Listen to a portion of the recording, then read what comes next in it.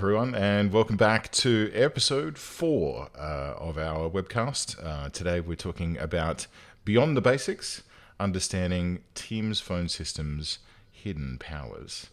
I'm joined today by Zach. Hello, Zach. Welcome aboard. Hey, everyone.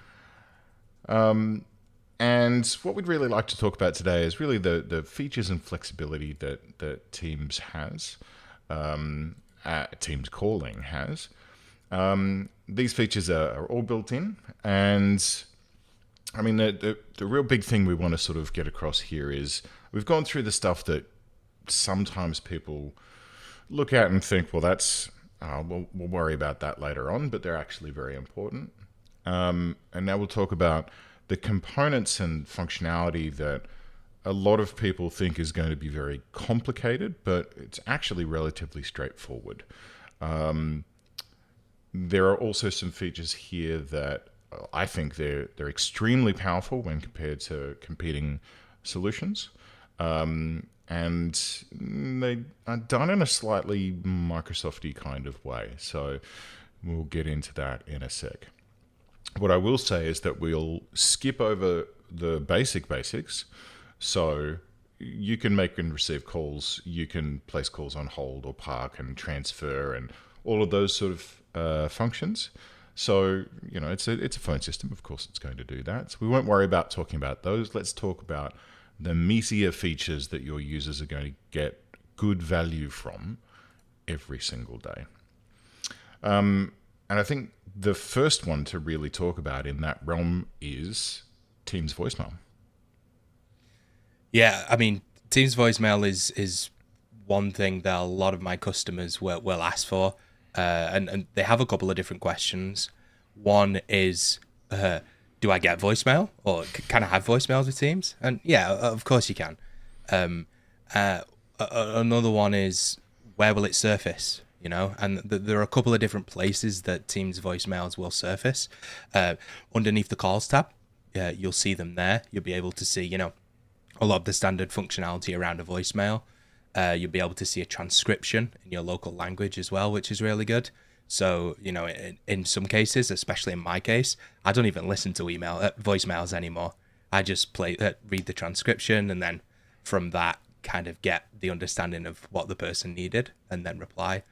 But as well as showing in your Teams client, it's also going to show in your Outlook inbox as well.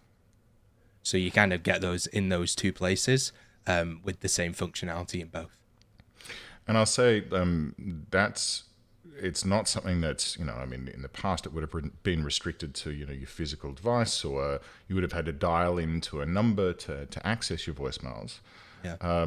That's not something that's required with Teams, you know, because if you want to get to your calls tab in Teams and view your voicemail messages, great, you can do that on your desktop. You can do that on a Teams device. So if you've got a Teams hard phone on your desk, there'll be a voicemail button there and you can listen to your voicemails. And the same goes on your mobile phone, as well as if you're out and about and you log into a browser into your Teams via a browser at teams.microsoft.com, you have that full functionality there. So it really does give you that access in all areas approach, the same as everything else in Teams. Yeah. And I think beyond, you know, from there, I think it's very valuable that we talk about, you know, cool, we can get to our voicemail and obviously we can record a greeting. What other options do we get when it comes to voicemail? Is it more advanced than your classical phone system voicemail? I would say so, yeah. You've got some additional routing options available. So you can do things like, you know, leave a message and then disconnect. You know, even if you don't want, play a message then disconnect. Even if you don't want people to, you know, leave you an actual voicemail. I think, like you yourself, Lee, you have quite a distinct voicemail message, don't you? On my mobile, I've got it set so it says, "Hi, please hang up and send me a text message," because I mean it is 2023, and you know I am of that breed that I don't like receiving a direct telephone call from someone I don't know, so I'll have a text message. And that's an option that your users can have on Teams if they really want to. And you can turn that functionality off if you don't think that that's appropriate, because all of these features are controlled by policies. So, but giving them those options, I think, is very important. And the other things that are beyond that, I mean, we talked a while ago about the integration between Teams and Outlook is very important, and Teams and the rest of the M365 system. The one I like is I like using a text-to-speech greeting, which uses Azure Voice Services to send that message. And one of the most powerful features I think is really cool is I can have my standard, okay, well, hi, it's Leigh, I'm not here, leave a message, and that's auto-generated, you know. But then when I'm in out of office mode, because I'm away, I'm on leave, I can have a different greeting that says, and I can just fill the text in really quick, and I can do that from anywhere to say, hi, I'm away until this date. Please note that your message may not be responded to immediately. Alternatively, send me an email and I'll get back to you as soon as I'm back in the office. So I think that that's a pretty neat feature for, I mean, voicemail's been with us for a while. I think that's a nice addition to voicemail to just give you some nicer functionality. I think another nice bit of functionality around that is the ability to have someone leave a message, but then have that call be forwarded to someone else. So, you know, if you are, you know, a VIP in a company and you don't want those calls to be missed at all, you know, you can have a voicemail left for yourself. But then if you have maybe a secretary or, you know, receptionist, you can have those calls forwarded on to those people to actually pick up. So they're talking to a person at some point, even after they've left a voicemail with yourselves. Yeah, that's a pretty powerful one too. And that's just tipping the iceberg of that sort of manager, executive assistant functionality. And we'll get back to that a little bit later on. Yeah. So I think that's probably it when it comes to voicemail itself, unless there was anything else that you wanted to add, Zach. No, it's fine. Cool. So that's your voicemail. Then let's talk about call flows. I mean, in other systems I've worked with, these are called auto attendants and queues, or AAs, and you know, there's different names for different things, and a lot of the time in the past it's been, you know, you can have X options wide and this many sub options, and then you can route those off to individuals and queues that are then dealt with as they go. But Teams is a little bit more, a lot more, I think. I mean, for me, I'll start. I mean, you've got sort of two core objects, and one is the auto attendant. Yep. And that's a thing that answers an inbound call. It plays a message, and then it doesn't necessarily have to have a series of options. Yep. Beyond that, it can then route to different objects within the system. The other core object that it'll generally be routing to is the call queue. And the call queue is what it says on the tin. It queues calls, first in, first out, and then it sends it through to a group of users who can pick up that call. And they'll listen to music whilst they're in the queue. Yep. So let's start with the auto attendant. I mean, for me, one of the lovely things about auto attendants in Teams, I think, is the amount of objects that they can route to. Because it's not just it has to be a queue. It can be a queue, it can be a user, it can be an external number. It could be just a voicemail. Yep. And it could also be another auto attendant. So if you've got 12 options in the first auto attendant, you can have 12 options in another one below that, and you can chain those up, and you can do some fairly bloody complicated routing. Yeah, I think that's an important point to hit on. Teams is a mature phone system. You know, there's a lot of features in there. You mentioned around auto attendants or your IVRs and call queues where your agents are going to be sat in. a lot of my time as a solutions architect is sat with, organizations that are coming from maybe, 25-year-old Samsung PVX or Panasonic PVX or something. And, we take a couple of different approaches here at LoopUp. One of them is we can copy what you've got right now. Whether you're coming from Cisco, whether you're coming from Mitel, whatever you're coming from. I'm fairly confident that teams can rebuild those queues that you currently have. The other approach is we take a consultative approach. And what we'll say is, here's what teams can do. Do you just want to copy what you had?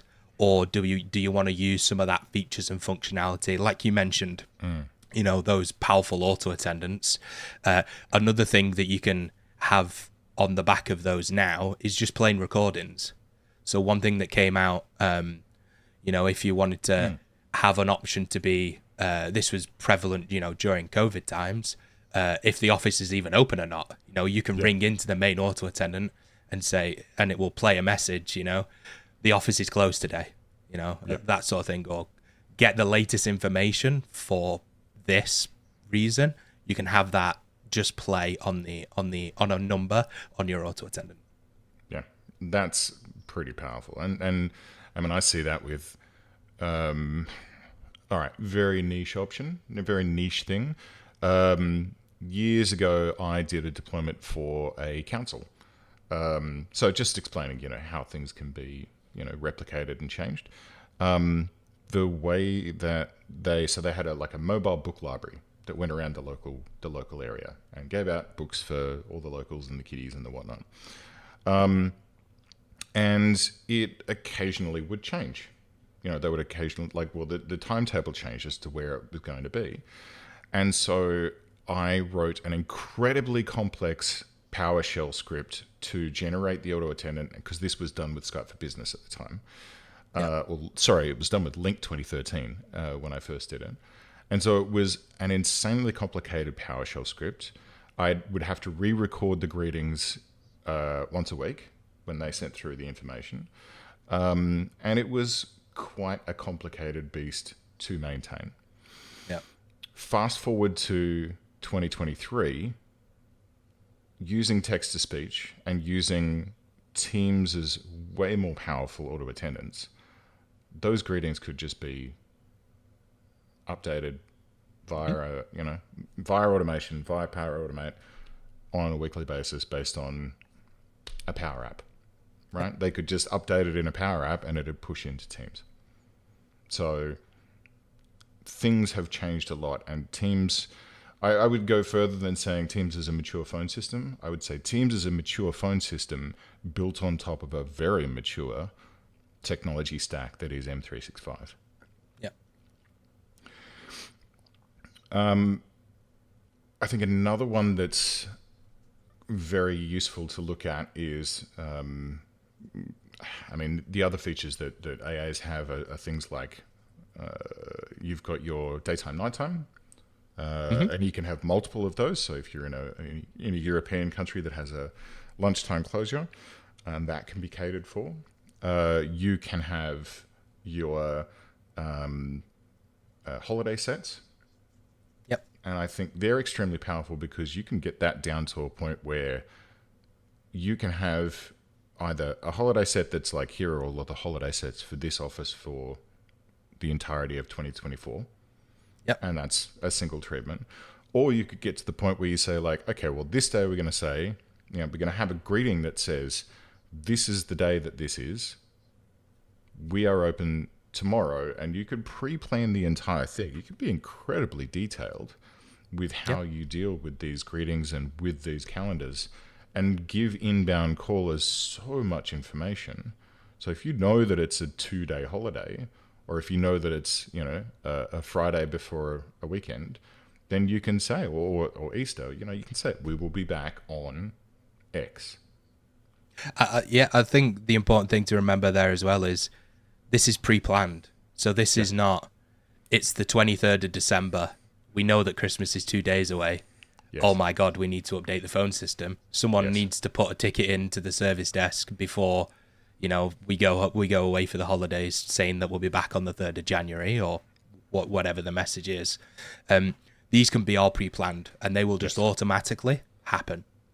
Automatically switch over and automatically do that routing without anybody's input.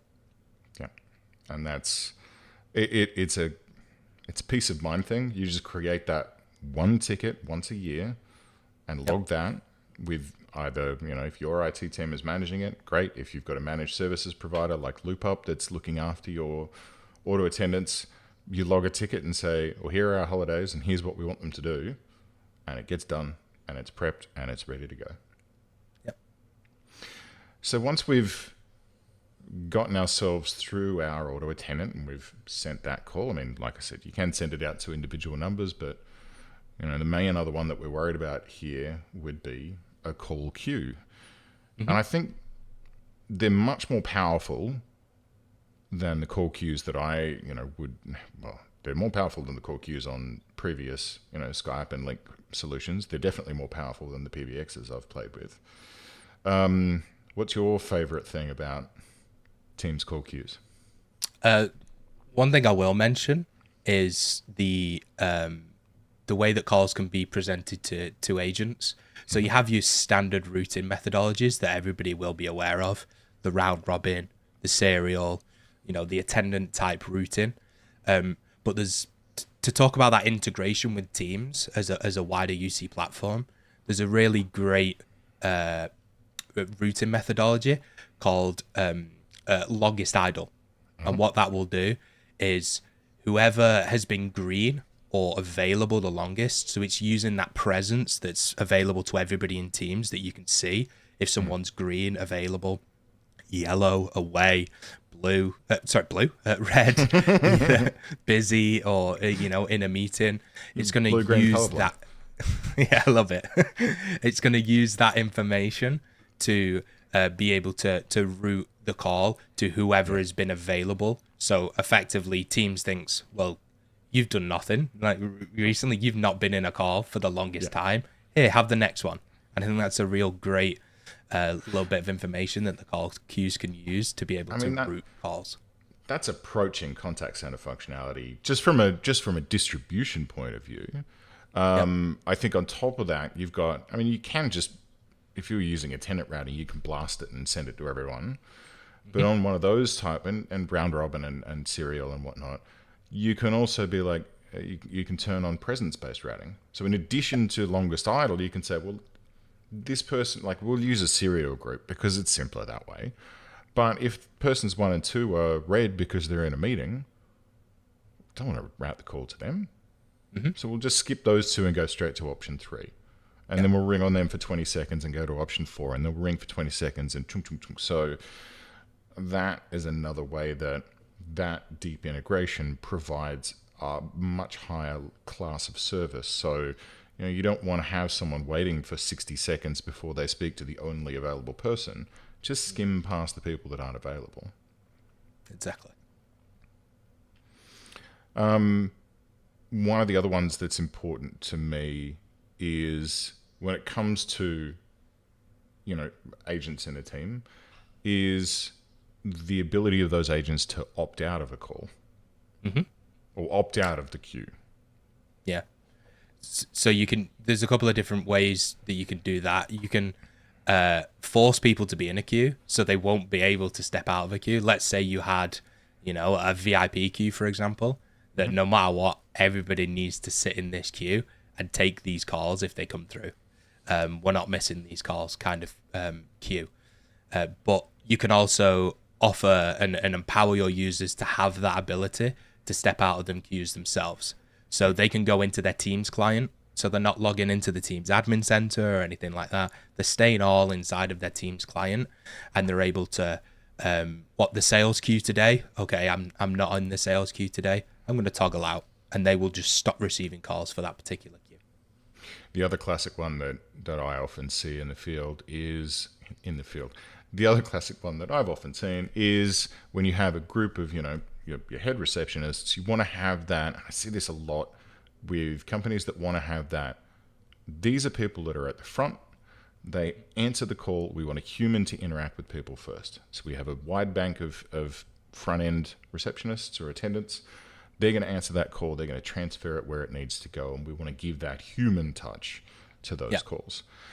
But we also need them to do, certain administration tasks. They might be that sort of concierge type approach where they're welcoming guests, they're preparing meeting rooms, they're, shuttling coffee about and helping to be that sort of, the concierge in a corporate environment. So giving them the ability to just toggle out and say, right, I'm on paperwork duty. I have a meeting, the CEO is meeting with these people. I can do I can provide them with their lunch or water or whatever the case may be. Mm-hmm. It's a small feature, but the usefulness of that feature is quite important. Yeah, definitely. One of the big questions that I get asked, though, about opt-out is what happens if everyone opts out of the queue? Yeah, so one thing that Teams does really well in queues as well is exception handling. So that you've just mentioned there, that there's no agents available, that's an exception. What do we do if that's the case? So what you could do is you could route that call to somewhere else. So you can route that, if you really wanted to, back to the mainline number. So they would go back through the IVR and maybe choose the same option, or they would go somewhere else. Or you'd have a backup group, right? Or to a voicemail. Yeah. Or to an answering service. Or, a backup group is usually what I'll see there. Yeah, like an overflow call queue group. Yeah. Yeah. And there's other types of overflow too, where like if someone's been in a call queue for too long, we can boot them out and send them somewhere else. So you could say, okay, well, you've been waiting for 5 minutes. We can't get to you. Leave a message. We'll get to you as soon as we can. Yeah. Or my personal preference is you can look at how many agents you have and how many you estimate you're going to have on duty at any one time, and you can say, right, well, let's have an upper limit of calls that are queuing. Yep. So if I've got a group of 20 people, I might say, all right, well, let's say they're all busy with a call. I'm going to allow 10 calls to queue. And then the 11th call goes to voicemail, and we can say, look, we're really busy. We'll get back to you. Those existing 10 calls will continue to work their way through. And then new ones might filter their way in at the top, but it helps to sort of keep your wait times managed. It's not perfect contact center functionality, but it's definitely much more powerful than just, well, you just put them in the queue. And I think one of the other things that's really, really important to talk about is the management of where the queue calls go. Because on a traditional PBX, you would have a group, and that group would need to be managed by an admin. When a new agent comes in and needs to be added to that group, they would program that in. They would enter that in some screen somewhere. But Teams, it's a little bit more intelligent than that, right? Yeah, you've got a couple of different options. You could still do that if you want to manage it by group. In the Teams admin center, you can have an Office 365 group or a security group, and just add that into there. And from your Enter ID, you can update that group, and those people will go into the queue. Alternatively, you can add those agents in name by name. So let's say you've got a very small team, then you can kind of go in there and add just people's names into the queues as required. My favorite though is using channels. Definitely my favorite. Yeah, within Microsoft Teams, you've of course got teams and channels. Let's say you had a Sales West queue, for the west of say the US, for example. What you could do is, of course, all of your users that are related to the sales in the west of the US are going to be in that channel. So instead of replicating again, okay, what's the list of that users? Okay, let's add them into the Teams admin center. Yep. You could just say whoever's in that channel gets this calling capability, or they're in that queue. Yes. And then you can give the ability to, let's say you've got a manager in there. The manager's going to step out of the queue or opt out of the queue. but all of the sales agents, they're effectively in the team, and they're going to be able to be in that queue as well. It's really helpful for management. So it's no longer now, okay, so person X has left the business. I need to remove him from the team. I need to go and remove him from the queue and remove him from here. You kind of manage everything from that channel. So if they're in the channel, they're in the queue, and you can kind of see that logical connection there. Yeah. Well, and it's like in the past, it would have been calls are tied to a number, and then that number is in the group. But now it's even beyond that, where you add that person, like you get a new person in, they join the Salesforce team, they get added to they get a number assigned. It doesn't even matter what that number is because it's routing to a user object anyway. They get added to the group, they get those calls. When they get deleted at the end of their tenure, that number is released, the calls go to whoever else is there. I'll say also, one of the great things about that is just the addition of the visual, like how many other people, like you can see which other agents are on, you can see their status, whether they're opted out, whether they're on, whether they're busy, and you can see their presence. The presence of those users. Yes, thank you. That's the word that I was looking for. And you can see the call log of the queue. So the same way that in your calls tab, you can see your calls, missed call, like here was a call that I had, here was a missed call, here is a voicemail. It's the same call log for that queue, or for that, for that queue. Which means that missed a call, there's a voicemail there, listen to it, call them back. That call log is shared, everyone knows what's happening, and it's really powerful. And it also gives the manager the ability to just sort of peek in and go, hey guys, there's like 10 calls in the queue and you're all opted out, and you can send a message to the team, flag it urgent, burst through everyone's do not disturb if you need to, and say, get on and answer the calls, please. Yep. So extremely powerful there. And that power goes even further when you start to think about, well, what about if we're using Dynamics or some other CRM? Yep. How do we tie that in? We're going to get screen pops based on this. We're going to be able to dial out, and that's a fun one, dialing out from that call page. I can call out, and when I press the call button, there's a little drop down that says call as myself or call on behalf of the queue. Mm-hmm. And so that becomes an option system-wide where, okay, well, I'm calling from the Sales West queue. You see that caller ID on the other end, and the returning call goes back into the queue. So it's another powerful option. Yep.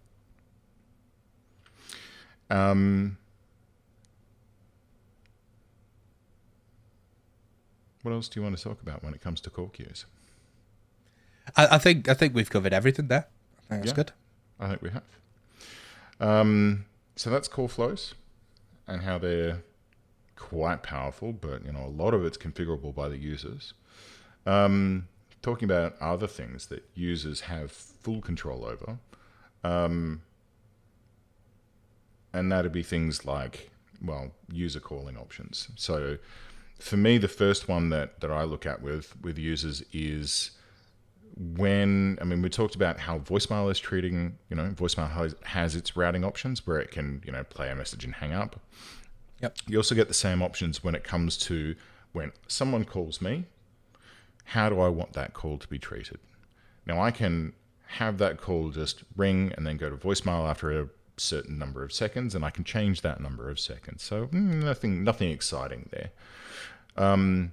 I could also set it so that it rings on my phone or my Teams client, and after 20 seconds it rings on, but it also rings on Zach's Teams client, and Zach would see a different toast on his Teams client and his phone, or his mobile Teams client as well, that says call for Leigh Henderson from Graham Cropley, for example. And if neither of us answered that call within 20 seconds, which is the default, that call would flow to my voicemail. But then it gets better, because then you can add call groups. And call groups are like, I'll let you take call groups, Zach. Yeah, so call groups are essentially groups of people that can effectively have your calls overflow to when you're not answered. So let's take an example of a receptionist's queue again. If someone was to call a receptionist directly and they didn't answer the call, let's say they were helping some clients to a room, something like that, for example, you can have if they don't answer after 20 seconds, let's say 30 seconds, then it will ring their group, and their group will essentially be the other receptionists that can handle that call on their behalf. Yep. The one that I saw for it was a finance company, and they were arranged into 5-person pods. And these finance people, they had their direct number, which their accounts had. Like, they had a business card, and it's Leigh Henderson, and I am your financial, an analyst. Here is my direct number. They would have that person call through and hit that person's Teams client. The other people within their pod would know when that person wasn't available for the day and would answer that call on that agent's behalf and say, oh, hi, yeah, look, sorry, he's not in today. Let me see if it's something simple I can help you with. Otherwise, I can schedule a meeting for you when Leigh's back, and you can work through your problem then. So that was a scenario where they needed really, really tight customer service, and that feature was absolutely critical in providing that to that particular financial organization. And it was like there was quite a few of those pods. Yes, a very large financial organization that I won't mention the name of. Yeah, that's a great use case. It was awesome. And I can only imagine that it would be a lovely service to have, where you've given that real personal functionality with a feature that's just built straight into Teams. You don't need to pay crazy amounts of money. Like, to do that with a contact center platform would be wildly expensive. So yeah, it's definitely a very powerful feature for what it costs, which is zero. I think functionally, that's the key thing. This is not I need to reach out to my IT team and then ask them to configure call groups for me. This is, okay, Leigh, Carl, Graham, let's be in a call group. I'm going to create the call group. I'm going to go into my Teams client and I'm going to add these 4 names or these 3 names to my call group. There you go. It's configured. It's super simple. And once they know how to do it, and it's very simple to instruct users, and we've got another training session on how that's gonna work out later on. Once they know, they can just change it at any time. Yeah. And it's, again, because of the nature of Teams, they could all be working from home and still have that functionality. Exactly. I'll take it one step further. I mean, that's fairly simple in that it rings me, it rings my colleagues, and then it goes to my voicemail. The next one up from that, and this is one that almost certainly is something that would require admin access to configure in other solutions, is the delegates functionality. Yes, so the delegate functionality, also known as boss admin, it's effectively where you can buddy up with one person or a group of people, and you effectively get some functionality between each other. So things like shared line appearance. So in that boss admin scenario, the admin can make calls as the caller ID of the other person, so as the boss, and show us their number. But you also get calls inbound as well. So you can choose to take those calls on their behalf. The toast notification that you receive in Teams will, again, be slightly different. It'll say call on behalf of, and you can set a different ringtone even if you wanted to as well. So you can really determine what's a call for you or what's a call for your delegate. One key or really nice feature that's involved in that as well is the ability to be able to join calls. Yeah. So let's say, your boss is in a call, they can drop a message to you and say, I need you to join this call. Instead of having to invite them, you on your calls tab can see that your boss is in a call, press join, you're now in that call. I mean, I think there's a couple of scenarios where, where I could see this being super handy. Like, I am a manager, and I'm out walking around, and I'm let's say I'm on a show floor at a convention, right? Let's say I'm manning the booth, and I get a super important call, and instead of having to and I need to talk to that person, I want to talk to that person, I want to schedule a meeting with that person, instead of having to fluff about and try and bring my calendar up on my mobile whilst I'm trying to talk on that phone at the same time, is I can ping my receptionist and say, join this call. Yeah. Or pardon me, my assistant. I can ping my assistant and say, join this call. My assistant joins this call, and you say, hey, what can I do for you? And I can say, Zach, look, I need you to set up a meeting between myself and this person. Can you grab my calendar? Check when I'm free. Barry, are you free at that point? Yes, I am. No worries. Zach, could you send that invite out on my behalf? Boom, done. Right? Really tight. Again, it's not...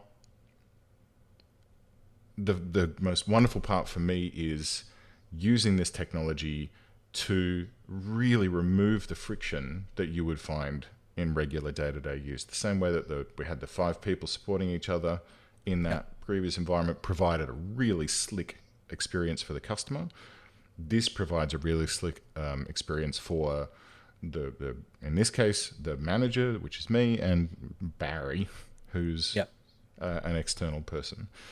The other one that I kind of like, the other scenario that I would kind of like would be, I'm speaking to someone that I really don't need to be talking to. I need them to be dealt with. Like, they've gotten my direct number for some reason, and I've answered the call, and I'm like, okay, look, let me just put you through to someone. I can just park that call and ping my assistant and say, could you grab this call for me? And the context on Zach's Teams client says, call held by Leigh, and they can pick that call up and say, look, I'm sorry, but Leigh can't speak to you right now. Is there anything I can help with, right? You can just de-escalate that call to someone who can handle it on your behalf, get it out of your way. And then finally, when we were talking about call on behalf, I see that being very valuable as you place a call to someone with my caller ID, they answer, and you can say, hi, I'm calling on behalf of Leigh. Do you have time to speak to Leigh right now? Right? If I'm very busy and I only have a short window, you can just make that call, make sure that person's available, and then let me know. So very powerful. And in this case, it's configurable by the user. So I could set my Teams client up and add Zach as my assistant. But you can also manage those settings too. So, you can, as a boss, kind of choose particular settings. So, if I was to set Leigh up as my delegate, I can say, Leigh can't call on my behalf, but he can receive calls on my behalf, and then have that setting set. And then what's really nice as well is Leigh will actually get a message. So he'll get a Teams chat message to say exactly what's been set up. So it's not going to be a surprise when he starts receiving calls. He's actually going to get some notification that it's happened. Exactly. And the assistant also has, in addition to just making, receiving, etc., you can also control my call forwarding settings, right? Like there's some functionality there that you can say, like I can send a message and say, I'm in a really poor area, I'm waiting on an important call, but there's a landline right next to me in this hotel room. Can you forward my calls to this number? So to me, that's pretty spiffy. But yeah, I think that's a pretty good overview of some of the both system side and user side features that Teams does, I think, really super duper well. And I think one of the big things to notice is that a lot of this, especially when it comes to I mean, the user features being user configurable, yeah, definitely. The depth of configurability there is very powerful. But also there's a lot of stuff with call flows that, you would normally have to put a ticket in for a lot of the stuff that we've talked about today, like boss admin stuff. Absolutely, that would have been a managed services ticket in the past, but now it's all just user configurable. And I think that is super powerful to give those features and to put those controls in the hands of your users so they can tune their experience to their liking beyond just, here's what my voicemail greeting is going to sound like. Yep. I think it's key as well around, say, something like call flows. They can be seen in a lot of systems as super complex, parts of, let's say, a project. We're going to have to spend quite a bit of time figuring this out.